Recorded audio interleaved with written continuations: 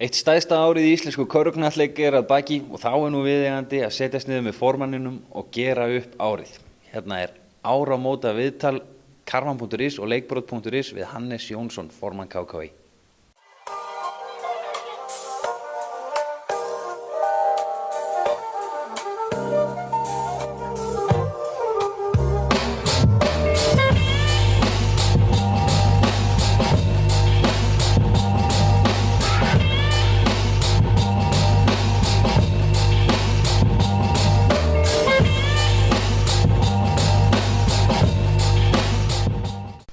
Hannes, takk fyrir að vera hérna með okkur. Eitt stærsta ár í íþróttasögunni í körfubolta að baki og við erum að tala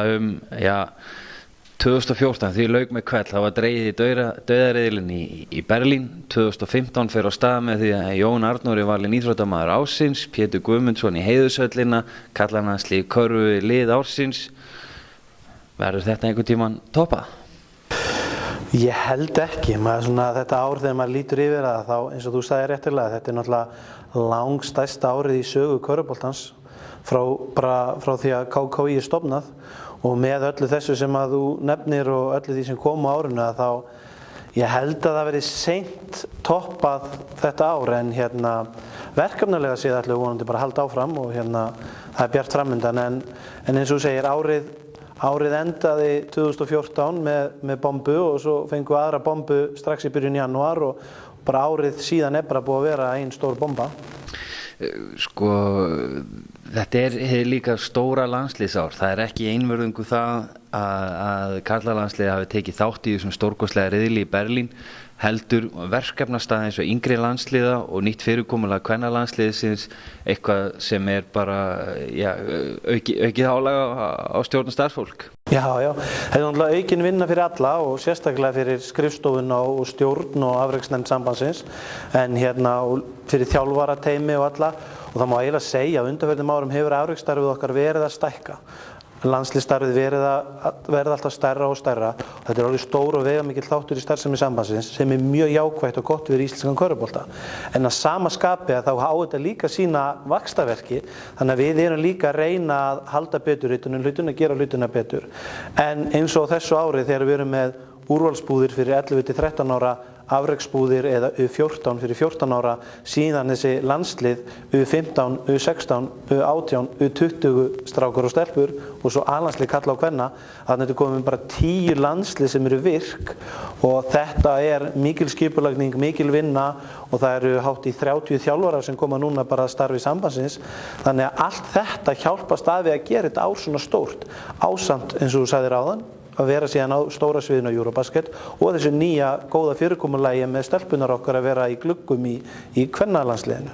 Dveljum aðeins við Eurobasket núna svo það verði nú afgreitt í eitt skipti fyrir öll. Riðillinn ótrúlegur, stórþjóðir í hverjum einasta leik og svo Ísland, græningin á ballinu.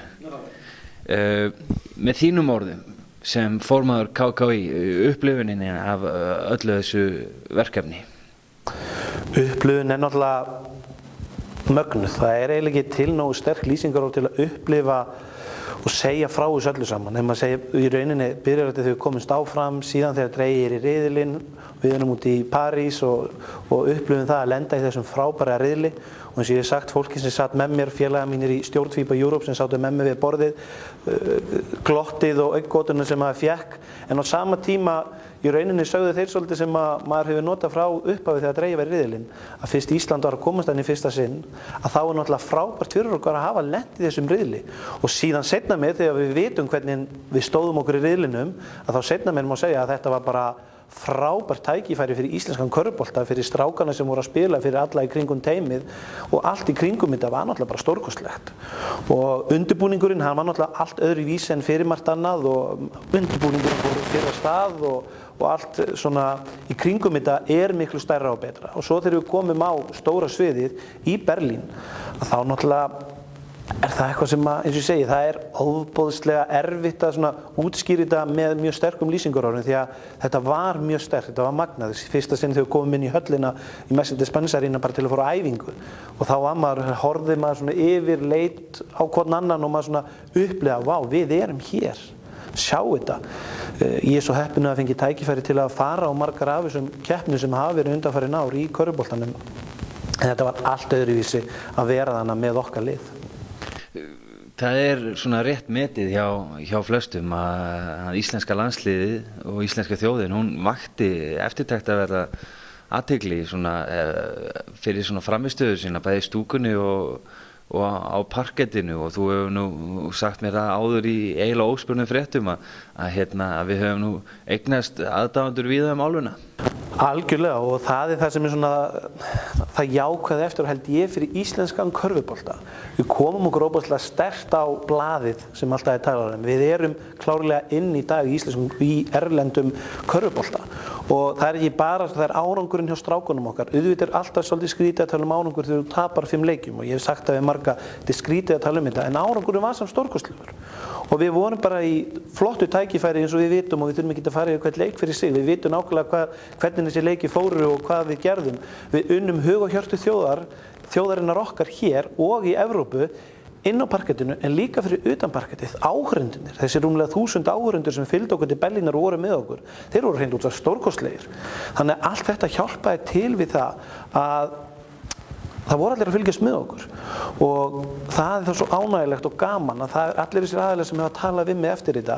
Þú veist, þeir ligguðu segja þetta með svona stjörnur í augunum frá því hvernig strákarnir okkur voru, áhorfendurnir, teymið í kringum þetta. Þetta var allt svo stórkostlegt, það var gaman hjá okkur,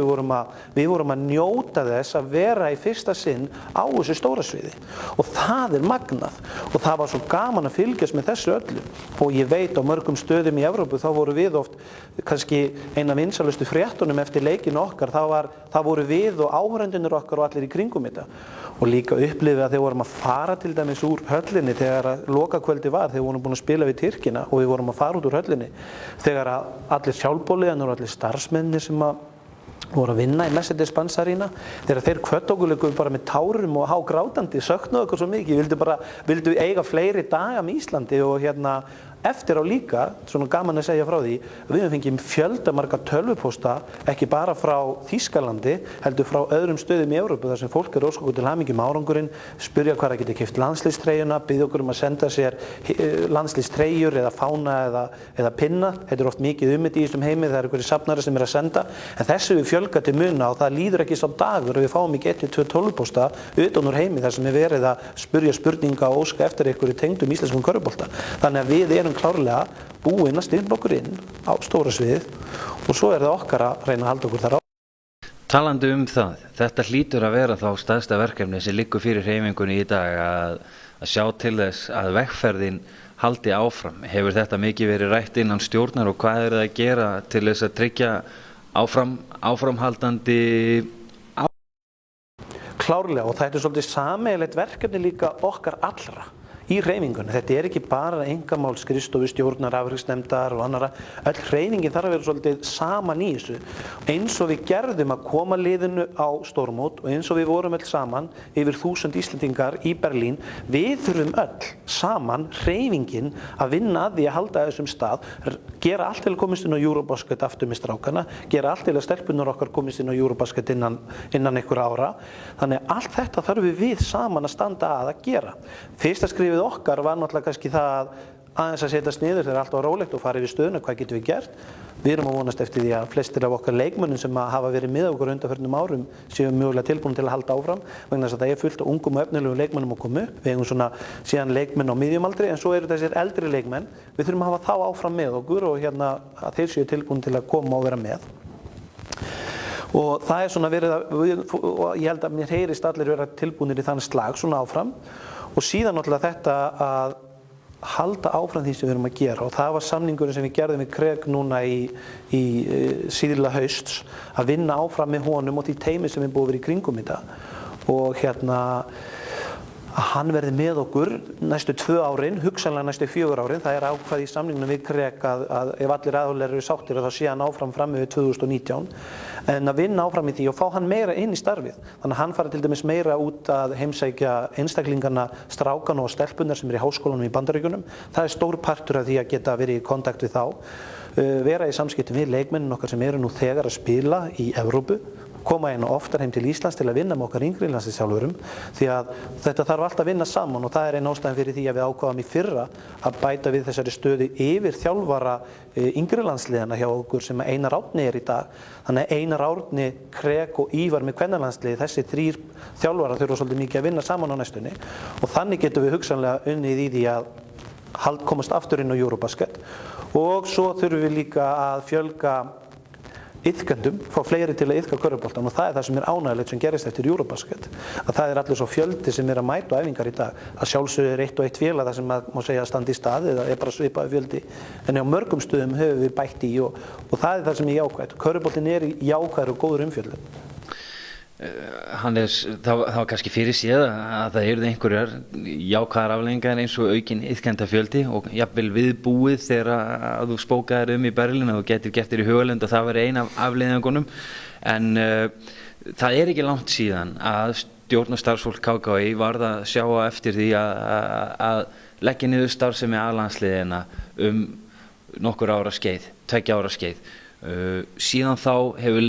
A-landsliðið farið á Eurobasket og kvennalandsliðið byrjaði að spila í gluggum. Þetta eru gríðarlega breyttir tímar á mjög stuttum tíma og eitthvað hlýtur þetta nú að kosta því að ásreikningar KKÍ síðustu ára þeir hafa sýnt svo sem fram á að það hefur verið kannski, ekkert endilega liggsjór, það hefur verið að berast svolítið í bökkum. Algjörlega og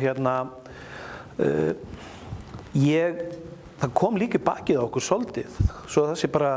talað það í eitt skipti fyrir öll og fara yfir það að þessi ákvörðun okkar að draga svolítið úr landsliðsstarfinu fyrir nokkrum árum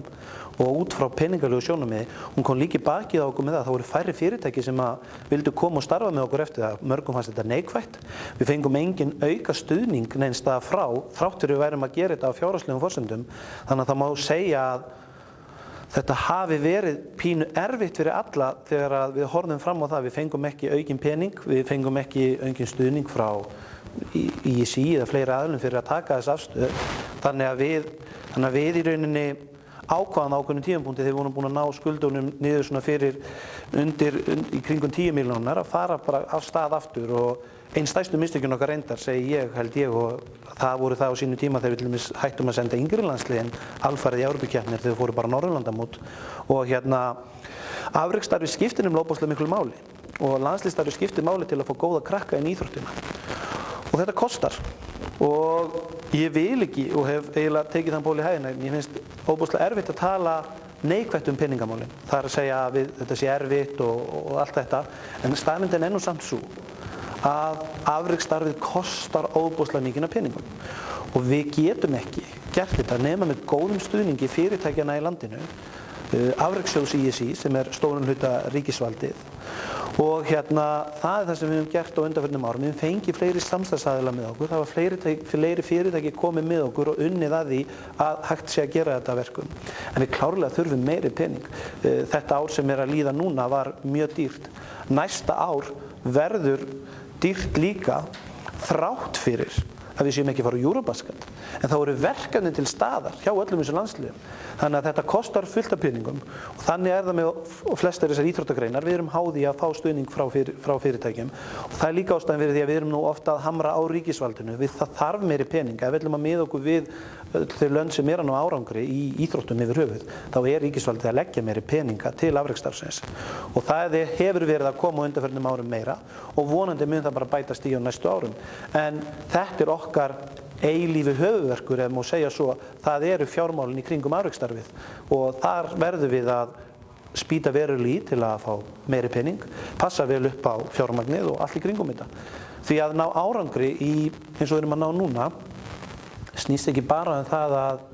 fara á milli staða og keppa og vera í leikjunum. Það líka vera með það sem við byggðum upp fyrir 3 árum síðan ákveðið fagteymi í kringum liðin okkar. Að liðist að þessi sjúkraþjálfurum í liðunum, að leikmennir okkar í A-landsliðum karl og kvenna hafi aðgang að lækni, að við séum með styrktarþjálfara því þetta nefnilega til að ná árangur sem þessum, þá þetta ekki bara þjálfari og leikmenn, þetta allt í kringum þetta líka eins og við gerðum á Eurobasket núna og við gerðum í rauninni fyrsta sinn á þessu ári það þetta að vera með læknir, sjúkraþjálfara 2, styrktarþjálfara og allt heimið í kringum þetta. Þannig að það kostar auðvitað þegar þú ert með svona gott heimi í kring, en það gefur líka árangur. Og þar að leiðandi þá verður allt svona dýrara í kringum þetta en við erum jákvæð og við erum bjartsýn. Við ætlum okkur að leysa alla þessa hluti, en þetta kostar mikla vinnu ofan á alla skipulagninguna, þannig að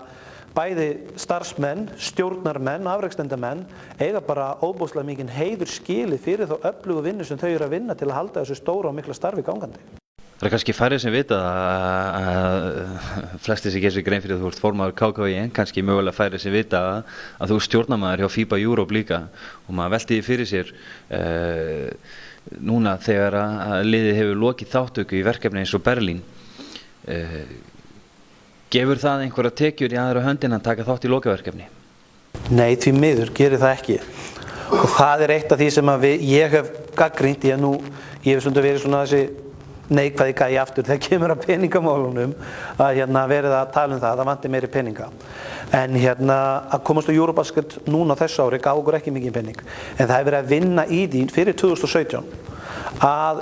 þjóðirnar sem tryggja sig inn á Eurobasket 2017 fái eitthvað pening til að fyrir undirbúning og annað í kringum það, til þetta verði ekki svona dýrt, því að það má ekki gleyma því að Eurobasket er líka einn helsta tekjulind FIBA Europe og núna á þessu ári og árið 2013 síðustu 2 Eurobasket hefur það verið þannig að það hefur verið met áhorf, það hefur verið met mæting og mætingi núna náttúrulega það var yfir 700.000 mann sem keypti sig inn á Eurobasket núna á móti 180.000 árið 2013. Það voru miklu fleiri sjónvarpsstöðvar sem sýndu frá Eurobasket núna en 2013 og keyptu þar að leiðandi sjónvarpsréttinn. Þannig að það er miklu meiri peningur og þetta eru töluverðar háar peningaupphæðir sem eru að skila sér út á Eurobasket og sjálfsögðu þá finnst manni það sérstaklega þegar maður er komin í þá stöðu að hafa verið inn á Eurobasket og sjá allt í kringum þetta að þjóðin er eigi að fá eitthvað pening fyrir það að komast inn á Eurobasket. En það jákvæða, talandi um peninga, er það að FIBA Europe er núna á undanförnum árum, byrjaði bara í fyrsta sinn, að setja samt peninga út til aðildarlandana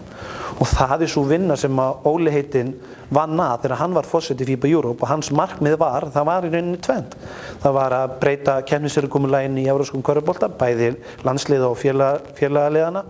sem og að ná að fá meiri pening frá Evrópu og heimssambandinu líka til aðildarlandana. Og hann vann mjög ötullega því og það er meðal hans eina ástæðinu fyrir því að þegar hann féll frá að þá ákveða við sameiginlega í stjórn sambandsins og aðrir í kringum þetta að við myndum vinna hans vinnu áfram innan FIBA Europe og ástæðin fyrir því að ég fer í það að reyna að komast inn í stjórn FIBA Europe að það er að halda áfram hans vinnu. Hann á í rauninni stærstan þátt í því sem hefur að gerast og þar að leiðandi höfum við unnið í því að þessi peningur sem kom í fyrsta sinni í fyrra 25.000 evrur sem komu til Íslands frá FIBA Europe og allra aðildarlandana. Það voru í kringum 40.000 evrur sem komu á þessu ári, 2015, og svo það jákvæði það, nú er búið að ákveða það á næsta ári, þá munir löndin fá alltaf 40.000 evrur í fræðslu og útbreiðslustarf sem og 5.000 evrur fyrir hvert lið sem það sendir í keppni í Evrópukeppni yngri landsliða. Þannig að við munum geta fengið kannski hátt í 80.000 evrur á næsta ári frá FIBA Europe árið 2016.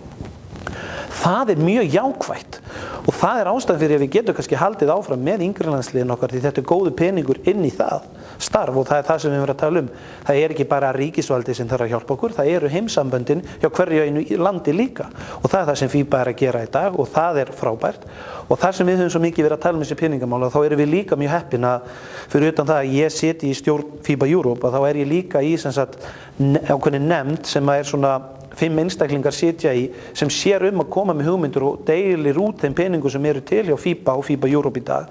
Þannig að við getum komið okkar skoðanir svolítið sterkt á framfæri, bæði sem að mörguleyti smáþjóð en líka stórþjóð, þar sem við höfum verið þekkjum að vera á Eurobasket. Þannig að við getum svolítið komið með beggja megin og þetta er mikil vinna í kringum FIBA Europe í dag, en hún er að skila sig fyrir íslenskan körfubolta. Staðan á sérsambandinu KKÍ. Nú ert þú formaður og þið eru með 3 starfsmenn. Þetta er 4 manna skrifstofa ef svo má orðið komast. Þyrfti að vera 14? Já, eins og ég hef sagt að við þyrftum alveg klárlega að vera 10. En ég held að það það góða líka við þetta, það allt sjálfboðalið umhverfi sem hjálpar stað, stjórn og afreksnefndirnar og svo erum við með fleiri mál sem við getum kannski komið aðeins seinna og eftir í fræðslumálum og mótamálum og ýmsu öðru sem við erum að gera. En við þyrftum klárlega að vera með hátt í 10 manns á skrifstofunni til að sinna þessu öllu, því þetta mjög mikið álag á þá starfsmenn sem eru fyrir. Fyrir utan mig þá eru 2 aðrir fastráðnir starfsmenn, síðan erum við með 1 starfsmann, 4. starfsmaðurinn í rauninni lausráðinn og í rauninni ráðinn bara til nokkra mánaði í senn meðan við erum með ákveðin stuðning þannig sem koma inn á frá FIBA Europe því að það skilyrði fyrir að fá þann stuðning að það sé ykkur að sinna þeim málaflokki. Þannig að við þyrftum helst að vera 8 til 10 á skrifstofunni til að sinna þessu öllu. Það alveg klárt og ég held að það sé allir sammála það, sama hjá hvað sérsambandi þeir eru á Íslandi í dag sem heldur út svona miklu starfi. Og það líka það að ég hef ágjörð því ekki bara hjá sambandinu. Ég hef ágjörð því svona líka út frá félögunum okkar að það orðið mjög erfitt að fá fólk í sjálfboðaliða umhverfið að taka þátt af því það lendir svo mikil vinna á öllum. Fólk í dag, það svo mikið að gera hjá öllum og það er mjög erfitt að fá sjálfboðaliða í dag að starfinu af því það svo mikla kröfur. Þetta allt öðruvísi en þetta var fyrir 20-30 árum síðan. Þá var, ef við tölum körfubolta, því við höfum stækkað svo mikið. Í dag eru miklu meiri kröfur á sjálfboðaliðana. Þetta getur oft verið mjög óeigingjarnt starf að vera sjálfboðaliði í körfuboltahreyfingunni eða íþróttahreyfingunni yfir höfuð. Að það eru mikla kröfur á þig og það er press á þér sem sjálfboðaliða. Og ef við tökum dæmi bara frá öllum þessum frábæru snillingum sem að starfa hringinn í kringum landið, bara að iðka körfubolta. Oft þetta fólk undir, ég segi, óvæginni gagnrýni frá öðrum, af hverju það fólk þá ekki tilbúið til að koma líka að starfinu og taka þátt. Og það sem við þurfum að breyta svolítið, það þessi hugsunarháttur, þetta svolítið íslenskt í dag, við erum í því að setja út á allt. Að þeir sjálfboðaliðar sem koma að starfinu, við höfum bara að beygja okkur að bukta fyrir þessu fólki því að það að koma að gefa sína vinnu í það að við getum haldið út í körfubolta. Og þess vegna enginn hafinn yfir gagnrýni og rýna til gagns og ræða störfin. En mér finnst oft fólkið okkar úti í hreyfingunni, þá ég að tala fólki í félögunum okkar, það fær oft óvægna gagnrýni frá sínum félögum, frá sínum félagsmönnum það sem það að gera. Og stundum finnst mér það ósanngjarnt. Hannes, áður en við sleppum þér, þetta svolítið búið að hverfast eins og gefur að skilja landsliði hjá okkur og þetta stóra og mikla landsliðsár sem við erum búin að leyfa okkur að rýna þess inn í núna. En það jú ekki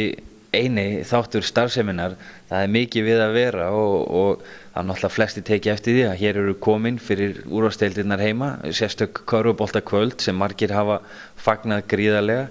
Það ánægjulegt að sjá að margir reynslur eru í Dominos-deildinni og atvinnumenn að koma heim og setja mark sitt á deildina. Það eru blikur á loft í fræðslumálum og fleira. Er eitthvað sem við erum að gleyma að tína til hérna? Við erum örugglega að gleyma einhverju. Og það örugglega eitthvað sem við munum þegar við erum búin að slökkva myndavélina og við hefðum viljað ræða. Það alveg á hreinu. En mér langar bara svona, eins og þú varst að tala um áðan, það með fræðslumálin, ef við tökum það sem dæmi. Ég held að það sé bara stór bylting og mörg okkar ekki einu svona að gera sér grein fyrir hversu stórt það að sú vinna sem að fræðslunefndin okkar hefur unnið og undir forystu Guðbjargar varaformanns og með Gústa Björgvins þjálfara að hann hefur unnið með fræðslunefndin og unnið að fræðslukerfi fyrir sambandið sem búið að taka út hjá ISI og FIBA og orðið viðurkennt sem bara eitt af fræðsluverkefnum fyrir okkur sem sérsamband að nú getum við útskrifað körfuboltaþjálfara út frá okkur og ásamt því að menn þurfa að taka ákveðin stigi líka hjá ISI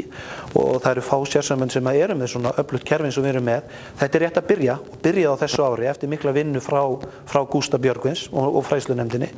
Þetta mjög jákvætt skref fyrir íslenskan körfubolta og við stefnum að því innan nokkur ára að þá verður bara reglur það að allir þjálfarar hjá okkur þurfa að hafa lokið ákveðnum stigum, til dæmis ef þú ætlar að fá að þjálfa 12 ára krakka og yngri, þá verður bara að hafa lokið ákveðnum stigum og svo kolli og þetta eru 3 stig og við munum bara fara vel yfir það en það mjög jákvætt og þetta mikil vinna sem við höfum lagt á. Þetta svona þessi vinna ofta á bak við tjöldi sem sést ekki, ásamt líka mótamálunum því við höldum út einu stærsta mótahaldi sem fram fer á Íslandi og við höfum sérsamband ISI, það í körfubolta, hringinn í kringu landið oft og erfiðum tímum, það þarf veður og annað að vinna með okkur, þannig að við erum með óbúslega mikið starf þar erum við með öflugt fólk eins og Stefán mótastjóra sem í því ásamt síðan mótanefndin okkar, þannig fólk að vinna daginn út og daginn inn á bak við tjöldin til þess að láta þetta allt fungera og sama með við erum með öflugt starf í dómaramálum, fólk sér það ekki en dómaranefnd KKÍ og dómararnir sjálfir eru að vinna fullt af vinnu líka á bakvið tjöldin sem oft sést ekki, eru með ákveði kerfi sem við erum með frá Ungverjalandi sem við erum að vinna með og ýmislegt sem þar í gangi. Þannig að síðan erum við með það sem er úrskurðarnefndin okkar, þar erum við með heila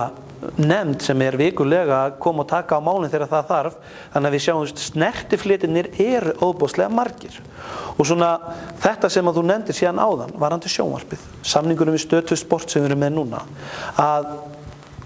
hann var náttúrulega svona eiginlega rúsínan í pylsuendanum á þessum árangri og öllu þessari körfubolta umfjöllun sem var í kringum landsliðið okkar, að það náttúrulega það að við séum að sýna núna beint úr hverju einustu umferð í Dóminósdeild karla, Dóminósdeild kvenna og svo þetta körfuboltakvöld. Og mér bara til efs það og ég bara veit